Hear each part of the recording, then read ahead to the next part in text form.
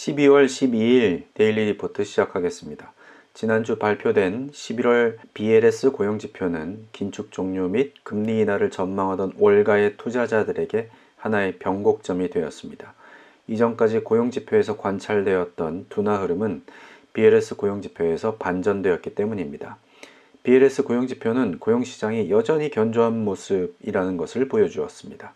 게다가 임금은 4% 상승을 유지하면서 소비자 물가 상승률 3.2%를 상회하고 있었습니다. 12월 FOMC 금리 동결을 보는 두 가지 시선이 있는 것 같습니다. 12월 금리는 5.5%로 동결될 것이 거의 확실시되고 있는데 이는 인플레이션 둔화에 대한 연준의 긍정적 분석이 반영된 결과일 것입니다. 하지만 연준의 물가 목표인 2%가 달성된 것은 아니기 때문에 현재 금리를 유지하면서 내년으로 넘어가는 1년의 강한 긴축 기조 유지의 과정이 될 것 같습니다. 월가는 긴축 종료와 금리 인하를 중심에 두고 이번 FOMC의 금리 동결을 이해할 것입니다. BLS 고용지표에서 월가의 예상보다 많은 일자리, 예상보다 낮은 실업률이 확인되면서 월가의 분석가들은 금리 인하 시점을 내년 3월에서 5월로 조정하면서 한 발 물러섰을 뿐 여전히 긴축 종료에 대한 기대감을 앞세우고 있습니다. 따라서 이번 FOMC가 금리를 동결한다면 월가는 이를 긴축 종료의 시그널로 이해할 것입니다. 이 시점에서 파월의 발언을 상기할 필요가 있습니다.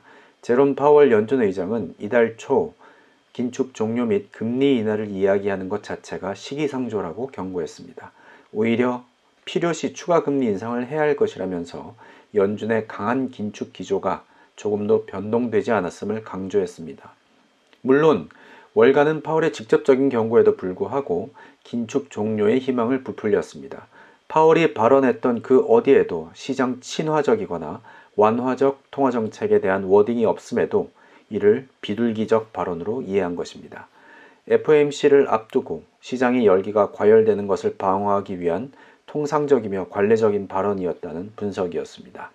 듣고 싶은 것, 보고 싶은 것만 보려는 월가의 억지스러움이 느껴지는 대목입니다. 이제 월가의 부푼 희망은 시험대에 오를 것입니다. 현지 시간 14일 오후 FOMC는 금리 동결을 결정하면서 내년 경기 전망 및 통화 정책을 예고할 것입니다. 이에 그간 긴축 종료 및 상반기 금리 인하에 대한 월가의 예측은 연준이 내민 정답지와 비교될 것입니다. 월가의 투자자들은 연준의 성명과 기자회견에서 금리 인하가 언제 시작될 것인지 단서를 찾으려 할 것입니다. 지난주 BLS의 고용지표를 기점으로 시장의 기대는 다소 약화된 분위기입니다. 긴축 종료에 대한 비판적 시각, 즉 너무 섣부른 판단이었다거나 과도한 낙관이었다는 지적들이 나오고 있습니다. 짐작컨대 이번 FOMC에서 연준은 인플레이션 둔화를 인정하면서도 여전히 연준의 물가 목표 2%는 달성되지 않았으며 긴축은 물가 목표 달성과 안정적 유지를 확신할 수 있을 때까지 경제 데이터를 누적 관찰하면서 제한적 통화 정책을 유지할 것이라는 입장을 보일 것 같습니다. 예상과 같다면 당일 뉴욕 증시는 일제히 하락하면서 그간 긴축 종료 및 금리 인하에 대한 기대를 대폭 낮출 것입니다. 우선 FOMC 직전에 발표될 11월 CPI부터 짚어봐야 할 것 같습니다. 월가의 분석가들은 3.2% 대비 하회하는 결과를 보일 것이라 예상하고 있습니다. 만약 그렇다 해도 연준의 목표인 2% 달성을 한 것은 아니라는 점에 주목해야 할 것 같습니다. 오늘의 데일리 리포트는 여기서 마무리하겠습니다. 내일 목소리로 인사드리겠습니다. 감사합니다.